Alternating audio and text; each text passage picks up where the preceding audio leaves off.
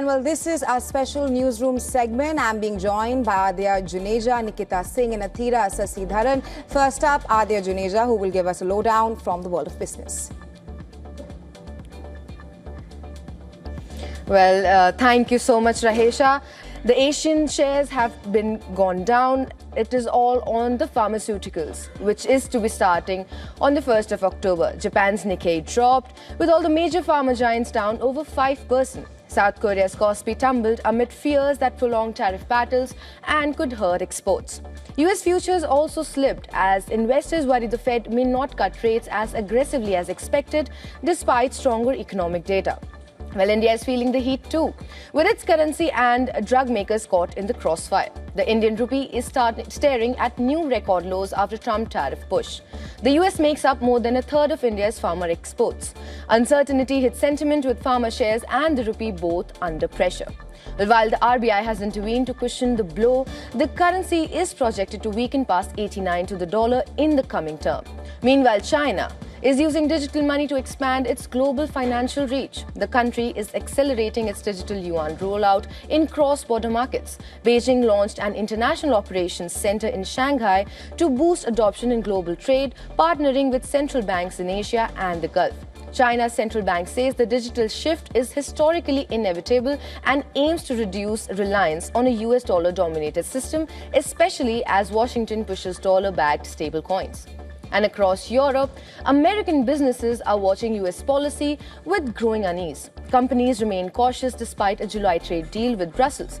A new survey shows nearly half expect relations to worsen.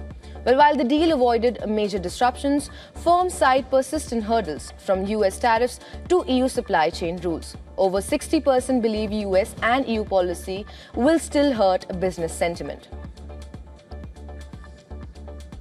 Well, that's it from my side. Over to you, Nikita. Thanks so much, Adya. First up, Microsoft has said that it has disabled services to an Israeli military unit after finding its AI and cloud products were used for mass surveillance of Palestinians. Now, the move follows reports by the Associated Press and The Guardian, which revealed Israel's defense ministry had relied on Microsoft's Azure platform during the war in Gaza and the occupation of the West Bank. Now, Azure subscriptions are also linked to Unit 8200 and Elite Cyber Warfare Division. Following AP's report, Microsoft acknowledged in May that it had sold advanced AI and cloud computing services to the Israeli military during the Gaza war. But the company said an internal review found no evidence that its Azure platform was used to target or harm people. On Thursday afternoon, emergency call services, including 911, were disrupted for more than 2 hours in Louisiana and Mississippi. Now, officials blamed damage to AT&T's fiber optic lines. The Mississippi Emergency Management Agency said that the damage impacted 911 services statewide. In Louisiana, cities including Baton Rouge and New Orleans were also reported outages. Outage reports first surfaced around 2 p.m. local time. By 4:45, AT&T said that its service had been restored. During the outage, law enforcement agencies across both states urged residents to call local phone numbers in case of an emergency. On September 5th, artificial intelligence company Anthropic agreed to pay $1.5 billion to a group of authors and publishers. Now, after a judge ruled it had illegally downloaded and stored millions of copyrighted books, a U.S. federal judge has now approved the deal. Under the agreement, Anthropic will pay about $3,000 per book, covering some 465,000 works. Now, the payment does not extend to future publications. The involved parties assured the judge that the group negotiating the deal was not engaged in any backroom arrangements which could harm lesser-known authors.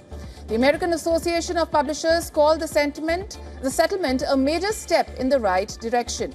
It is the largest payout ever in a U.S. copyright case. Well, that's it from the world of tech. Now, my colleague Athra would be taking you through some sports updates. Over to you, Athra. Thank you so much, Nikita, for all the updates from the world of technology. Now, let's look at the top sports stories we are tracking for you at this hour. We'll begin with cricket first. Pakistan has set up an Asia Cup final showdown with India after defeating Bangladesh by 11 runs. This will be the first time that the two teams face each other in an Asia Cup final. However, this will be their third meeting in the tournament so far this year. Pakistan have lost to India on both the previous occasions so far. India remained the only team that Pakistan have lost to in the tournament. The final will take place on Sunday, September 28 in Dubai. US President Donald Trump has warned that he might move 2026 World Cup matches away from US cities he considers unsafe. He made these comments in response to the reporters' questions about Seattle and San Francisco, which have opposed Trump's immigration policies. Both the cities are scheduled to host 6 matches each. Next year's World Cup is being co-hosted by US and Mexico and Canada, and it will take place from June 11th to July 19th.